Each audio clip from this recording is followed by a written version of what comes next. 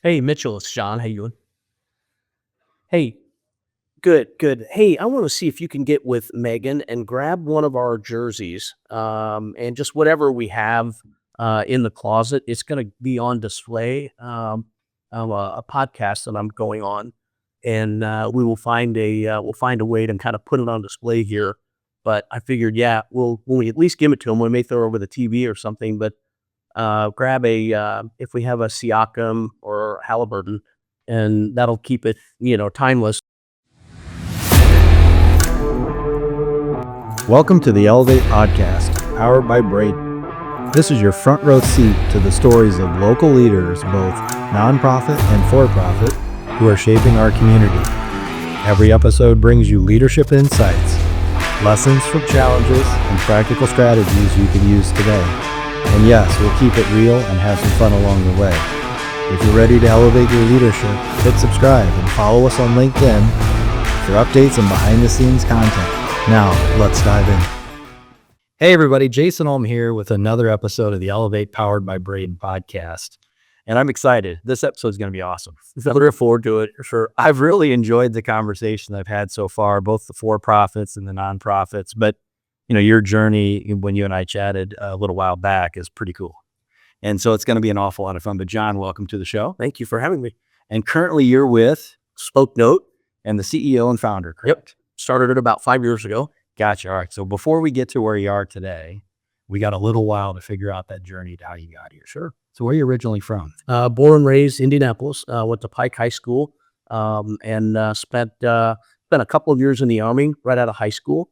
Okay. And chose that path. That's how I paid for my college. I had a brother that went to Michigan. I had family members that kind of did different things. We had musicians in the family. We had great athletes in the family. Mine happened to be I was a good soldier, and I went in and served our country for a couple of years. Didn't realize kind of how admirable that is today. I really respect those that serve and run the other way when there's trouble at the end of the day. So first responders, those in the military, I think as a country, we really need to salute and honor them. And I'm really happy that as an 18-year-old, I chose that path as one start to my career, helped me pay for college. And so that's how I got started. So Pike High School, right? So first of all, before we go any further, thank you for your service. Thank you. Yeah, I mean, at the end of the day, you're right. First responders, whether the policemen, they're firemen, nurses, anybody out there on the front line supporting folks, man, you should give them your attention and your respect. Amen. Because they're doing something every day for us. But as an 18-year-old kid, when you finish up high school, you decide you're going to go down that path. Like you said, there's musicians, there's athletes, brother goes to Michigan. Where was it the fact that you could go to the military and get, have your school paid for? Is that kind of the genesis of why you went that route? That was it. And I'll never forget that I went to the recruiter's office, and they had, at the time, it was like Air Force, Navy, Army, Marines. They were all there in the same little recruiting station. And I went into the Air Force route because that's where I thought I wanted to go. And as I was walking out of the Air Force recruiter's office, I hit the vestibule, and I was getting ready to turn right to go out of the building. Okay. And the Army recruiter said, "What are you looking for, man?" And I just said, "I'm looking for college money." He goes, "I got the shortest enlistment and the most money." And I was like, "Ooh." And sold, right? Yeah, I'm like, it was actually, at the time, at 18, I learned one of the best selling techniques I could ever learn. And that is a clear message and a good soundbite. And literally, it stopped me in my tracks. I went in, I sat down and did the test. They do a quick little ASVAB battery where they do a quick assessment. Yeah. And the guy was like, "Look, man, you can pretty much choose whatever job you want, and I can get you in on a 2-year enlistment." And that's what I was looking for. I wanted a short commitment. Yeah. And I was looking to get the maximum that I could for college. Later, I'm now, a veteran. I'm a service disabled veteran at that. And so there are certain things that came along with my service to the country that I'm really thankful for to this day. But it all started with that soundbite in the vestibule at the recruiting station. So the guy's a good salesperson. He gives you the soundbite, gives you a 2-year deal. So 2 years, where do you get assigned? Where do you go? I signed up. I went intake here in Indianapolis, and I went to Fort Leonard Wood, where I was trained. I originally went in for a job that was ultimately eliminated, and I became a combat engineer. And so my job was to build things and get them down quickly. Getting things down quickly usually involved TNT or C4. And so I really became one of those guys. And that's the reason my hearing is severely compromised to this day. As an 18-year-old, I was literally the one that would do the triggering, and it would literally blow something up. You get to live every kid's dream. You get to blow crap up for a job. It was fantastic at 18. I will tell you, at this age, when the ringing in my ears still has not stopped, Yeah. it's not as cool. But I was happy to do it. I wouldn't change a thing, and it was just a great way to get started. Oh, great way to get started. It is a good opportunity for a lot of kids to be able to get some dollars for college. So, all right. So you do 2 years there, and then you finish up. And so, what do you do next? Where are you going to school? So I came back, and at that point, I was 20 years old. I was an independent student at that point, so I was able to get max financial aid and things like that, and I was able to go to IU. I signed up at IUPUI, and I got in on probation.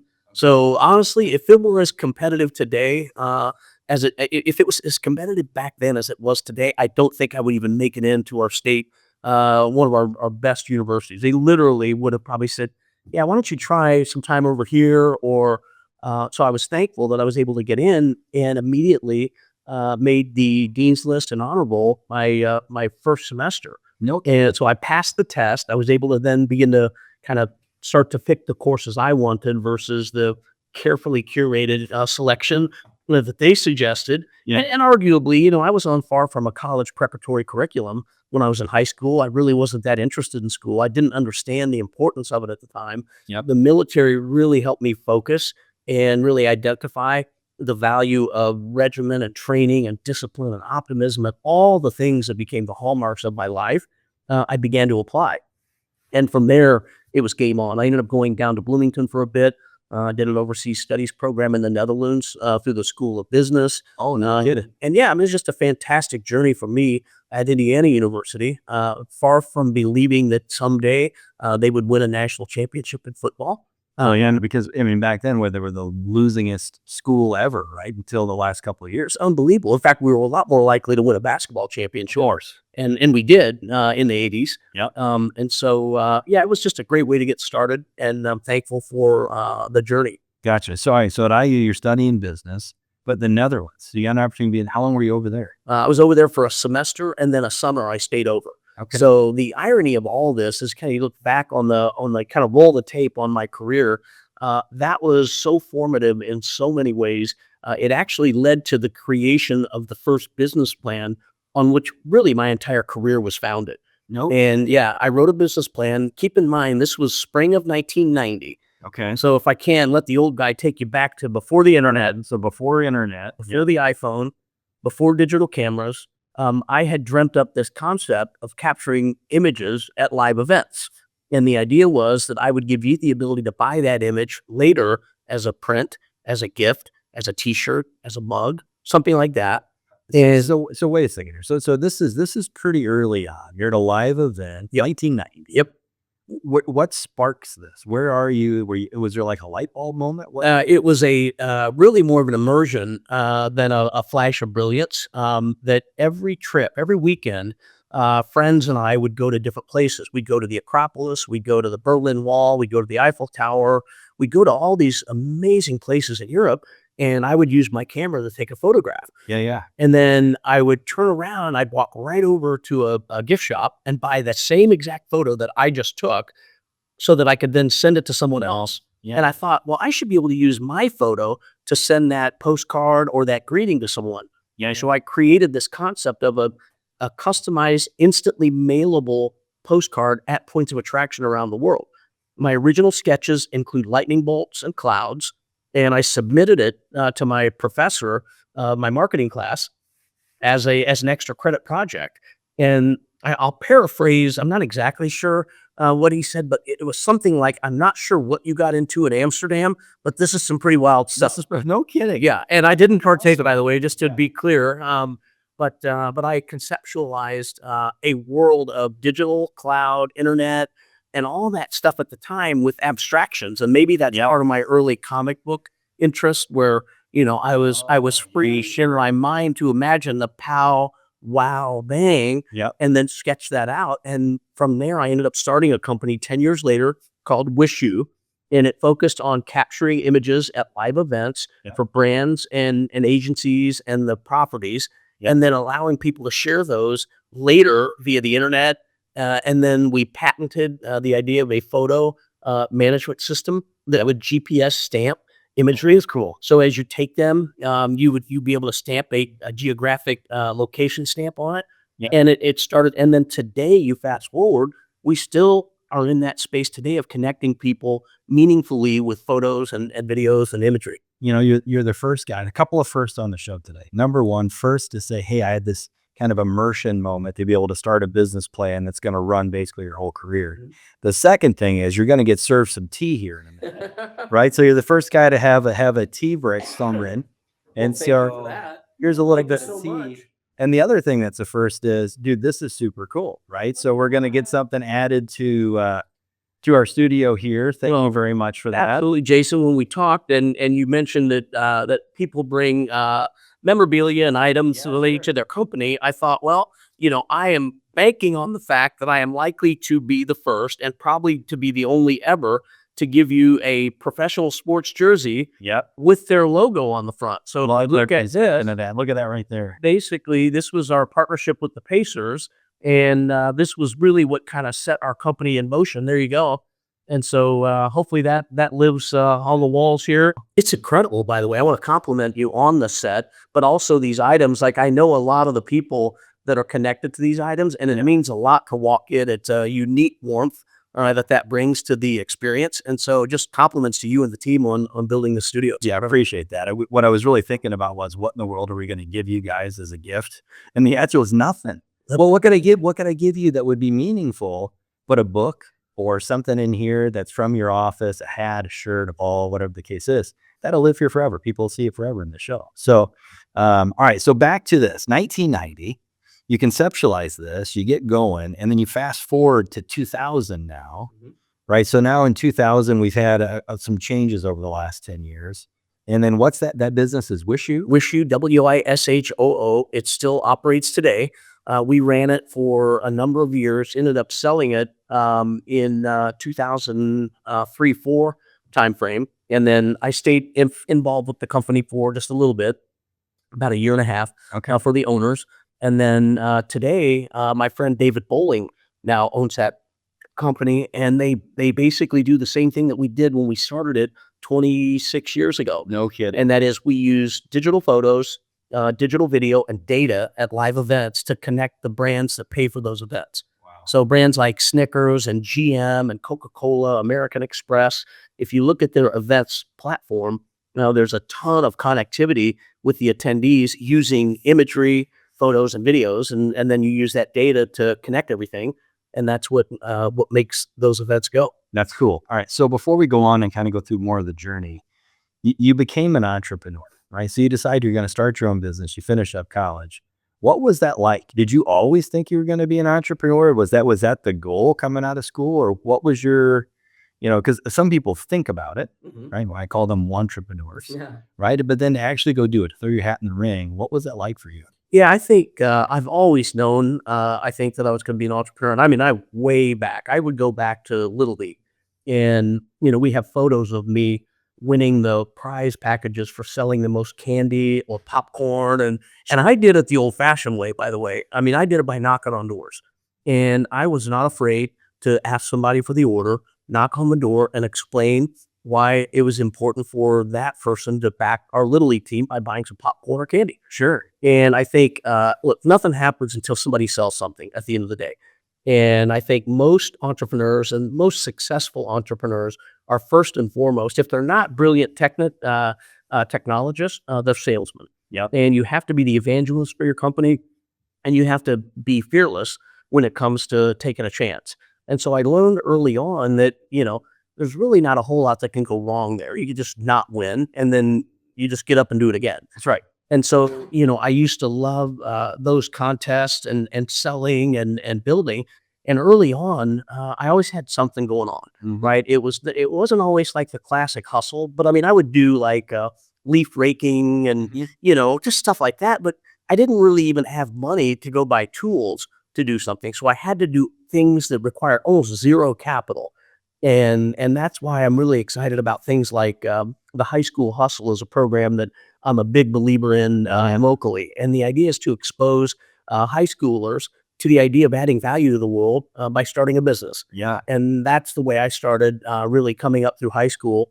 And I think I've always known I was going to be an entrepreneur. I just started in a little different form early on. Yeah, I love that. Right? I think it was Warren Buffett used to buy like the packages of bubble gum, and it was 5 sticks, and it was a nickel, and he would sell each one for 2 pennies. Yeah. Right? So he turned a nickel into a dime. Yeah. And so, but it all starts somewhere. And so that is super cool going all the way back there. All right. So you're at Wish You sells, right? So now you've exited that business. And is that your first successful exit? That's Yes, and that was early on, and then I took some time off after that exit. We had at that time adopted our child from Kazakhstan, and so my wife and I took some time off just to be a family, and we traveled around the country. We went to the zoo in Conner Prairie and the Children's Museum and all the great assets here in Indianapolis for families to spend time together. Yeah. And we wanted to really invest in our family.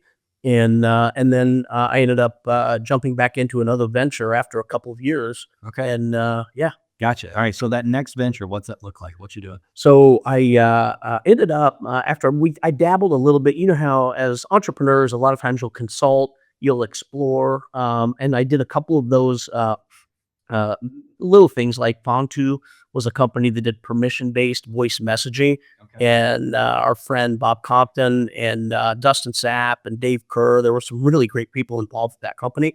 I went into that for a little while.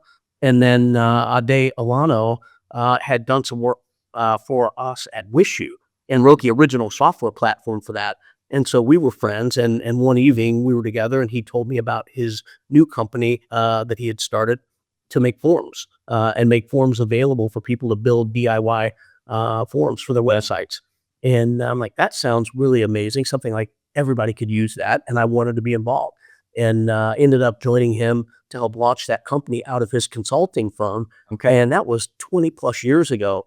Today, that company is off to the races. It has hundreds of employees. I was involved in the early days of that. There's a whole other group of people that built that company up to what it is today. So I take no credit other than being around when it started. Yeah. But just a fantastic company that was based here in Fishers for a number of years and now is more West Coast focused. Gotcha. All right. So clearly an entrepreneur, clearly somebody that can see something and take it from ground zero up the stack. So I know you're at SpokeNote now. Mhm. How long has it been you guys have been doing It's been about 5 years. The step in between that form spring, form stack was about 10 years in creating Launch Fishers, the Indiana IoT Lab, and that entrepreneurial infrastructure that now exists here at Fishers. And that, was a significant part of my last decade plus.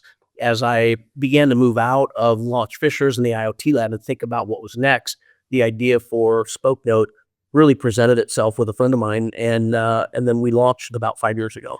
So 5 years ago there, I was hoping you'd go back and talk a little bit about Launch Fishers and some of those other things. So during those 10 years, you guys did a lot of stuff. I mean, there was a lot of stuff that happened in the city of Fishers over 10 years. So just be curious, some of the fun things you did during those 10 years. Yeah, it's honestly, how many hours do we have to talk about that? Because it was quite frankly as good as it gets. You'd have to go backwards in time to a point where we weren't a city, didn't have a mayor. We had a lot of people that cared about this community, and that's kind of where it starts. So then town manager Scott Fatness, had dreamt up this idea of what if we could commit a city to becoming smart, vibrant, and entrepreneurial. And that became the lens with which we looked at our community. And that's why the hot tea, by the way, I'm trying to get over this spring little cold, but That's right. the idea was if we could invest in first a place that would allow entrepreneurs to bring their dreams to life, what would that look like? If we could then infuse that into municipal government, if we could infuse that into the high schools, if we could infuse it into every aspect of the community, what would that look like?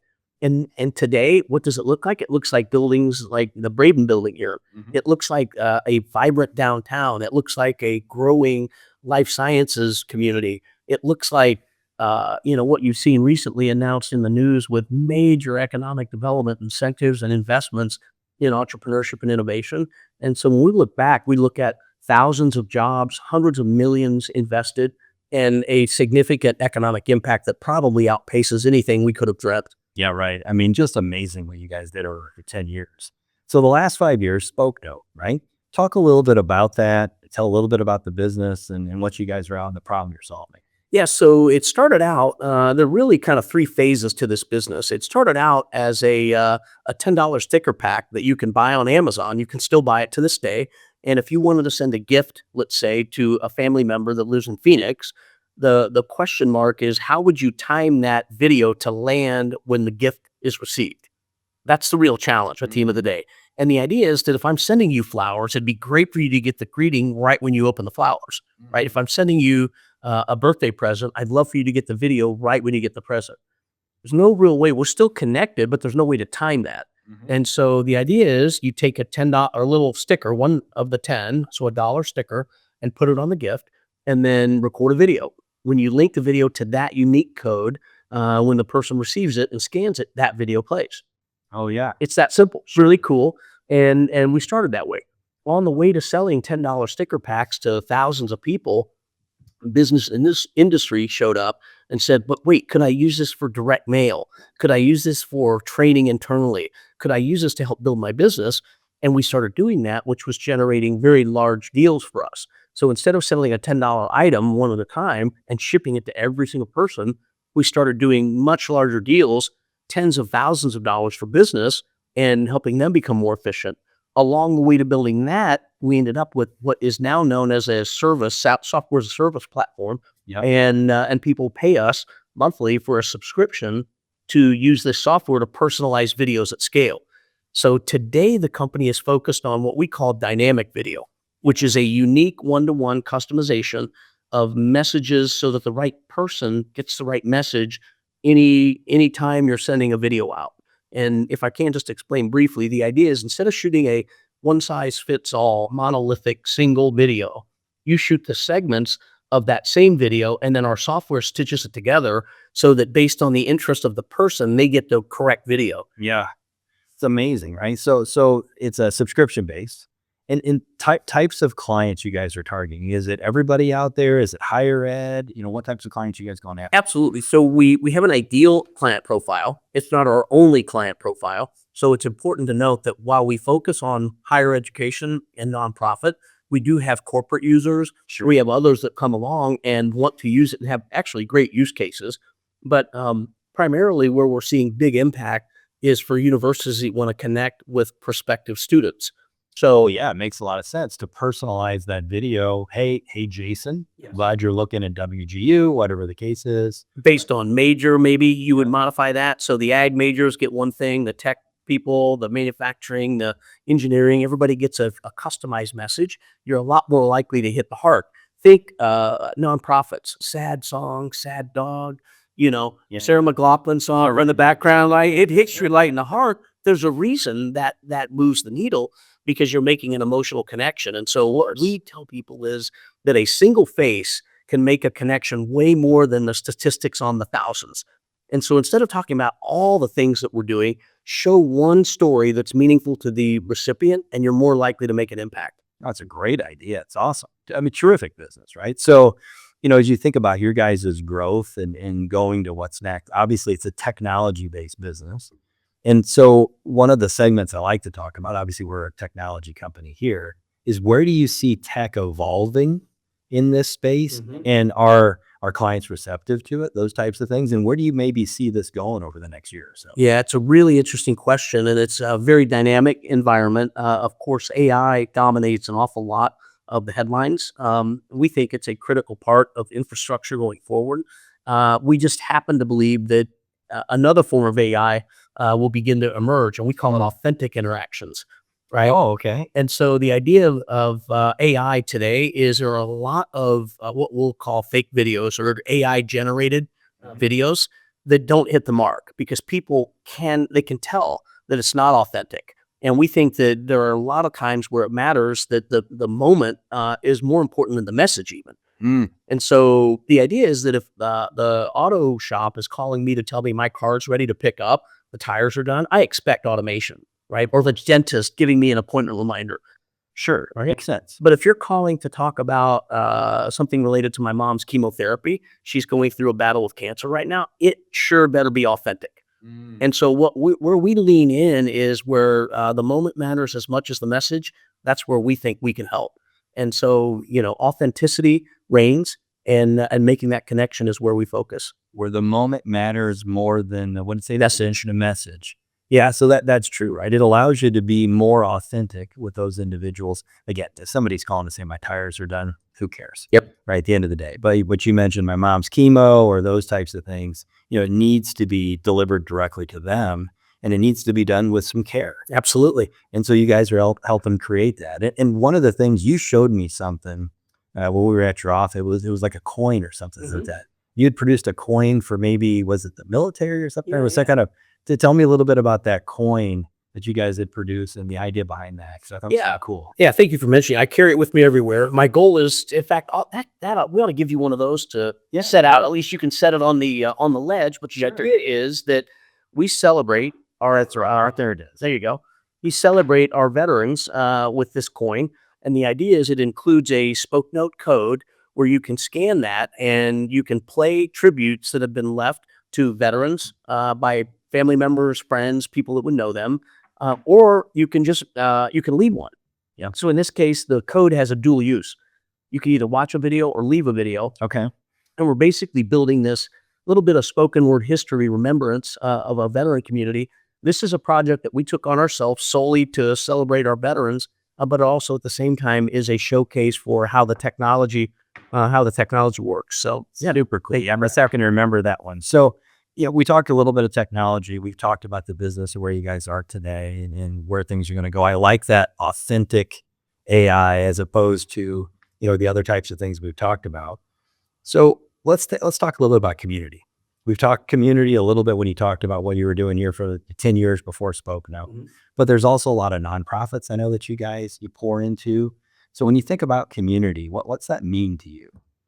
I think it boils down to each person to find their passion, and when you look at what makes our community go, it's just a wide range of organizations that are kind of the fabric, really, of our communities. I think local leadership is kind of the where it's at right now.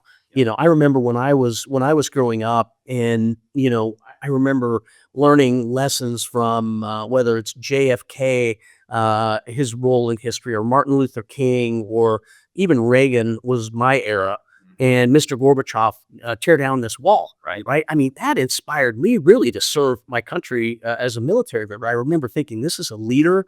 This is somebody that I can really get behind. I think today that has really kind of gone to the level of the local leader. And so it's the little league coach, it's the church pastor, it's the teacher, the gym teacher or the science teacher that inspires that next student to do something great. And that's what I love about community involvement and getting engaged, whether it's a high school hustle or some other organization that serves our community.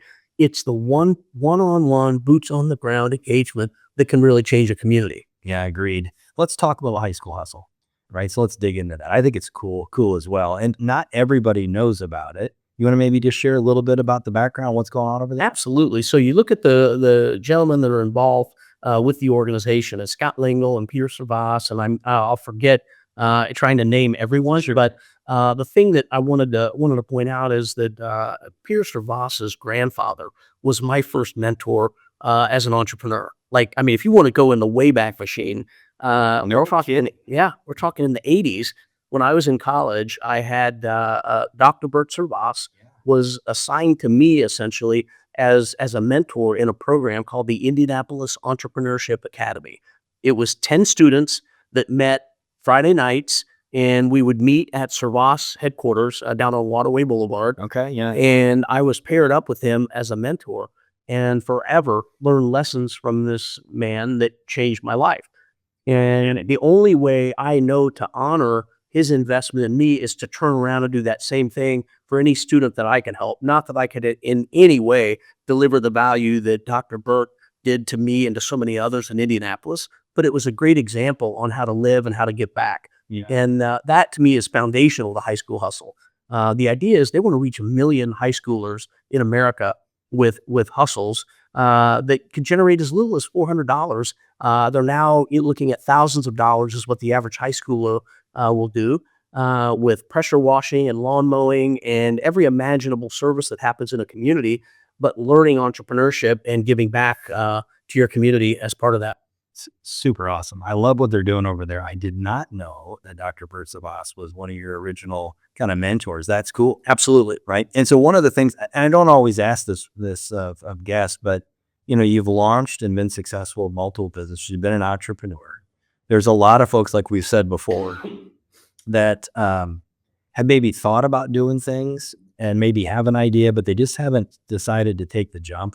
What would you share with them? What would be your encouragement to somebody that maybe has something on their mind they're thinking about doing? Yeah, I mean, it's a great question. I'm not one that believes everybody must be an entrepreneur, right? I think it needs to be right for the person. There are situations and circumstances that would say maybe it's not the right thing for someone. I think you have to have buy-in across the board from family members. The timing has to be right. But I think for those that have decided they want to be an entrepreneur, one of the most important things is to take action, right? You can make the perfect the enemy of the good and make it really hard to get anything off the ground. The ones that take action and begin to start, you need to experiment. You need to test and try, and most importantly, not be afraid to fail, right? So I started an event years ago called Fail Fest, and Fail Fest, failfest.us, I think the website may still be up, was a place where we brought people that were obviously successful to tell stories about times when it didn't go their way and what they learned from it. And I think we can all acknowledge that you learn probably more from your failures than you even do from your successes. And so most importantly, as an entrepreneur, you have to be confident that failure is not final and you've got to take a shot. Yep. Great advice. I mean, that's awesome. So maybe one more just kind of out of the blue questions that we haven't talked about, but kids getting out of high school today and looking to go towards college or different things, they can take a couple of tracks. They can go down the track of going to the university. They can go down a track maybe of getting a job. Both are terrific opportunities, but they need to take some action.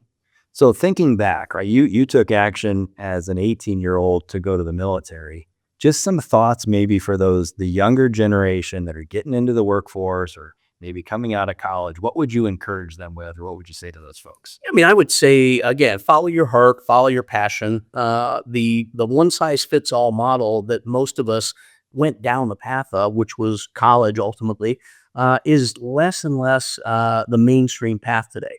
And so whether you're talking trades for a high schooler to go learn how to become an electrician or a plumber or HVAC or even culinary arts, you name it. I mean, there are so many other options today. The internet and technology and vibe coding and AI.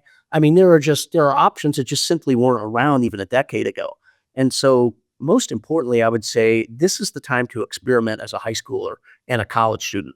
There's limited risk. By the time you get out of college, let's say you get a spouse, you have a family, all of a sudden the stakes are a lot higher for you to go out and take your shot. Because if you fail, the implications of that are a little more profound than when you're in high school or college. So my biggest thing for the high school or the college student is to experiment, find a mentor, find somebody that you can engage with, and then most importantly, be a good mentee. Right? Yeah. Finding a mentor isn't the task, right? Being a good mentee is really the task. Will you follow through on what you're learning and hearing from someone that's been there before? Let's actually talk about that a little bit, because everybody says, find a mentor. But the part that you mentioned, I think, is actually one of those things that is one of the bigger struggles. Is you could find somebody maybe that's been there before, but are you willing to kind of humble yourself, right? And understand that at the end of the day, you maybe don't know everything, and that's hard. There's a lot of pride out there. And so finding a good mentor, mentee, I think you can find that these days. And in Indianapolis, it's a little bit different than maybe some other cities. You can pick up the phone and ask somebody for help. And I always kind of say, if I were going to encourage anybody, find somebody doing what you think you'd like to do, pick up the phone, call them. Chances are they'll probably talk to you. Absolutely. Right. And so it goes back to, you being back at high school and Dr. Savas pouring time into you. I mean, by the way, that's awesome. I mean, so that's just thinking about that part of your journey, and now you have the opportunity to do that for others as part of high school hustle and other things. Well, it's, the way I look at it is, that's foundational to who I am. I mean, and I could list, probably a dozen significant influences in my life. But, you go to my key mentors in entrepreneurship, innovation, business, and finance. Man, I just was really fortunate with the way that all went into motion. And most importantly, I still to this day try to be a better listener and more humble in taking feedback. And I find that the more I do that, the better and better I can get. So Great advice. I mean, all the way around. I'll tell you, from the journey from high school, going through the military, starting business, being an entrepreneur, a leader, doing all the different things around the city. Such a cool story, my friend. So before we finish up, let's talk about a couple more things. Sure. Let's talk about fun, right? So obviously you've had a lot of fun in your career. So working has been fun, and family. I know you've got family as well, but what's fun outside of work? What do you do?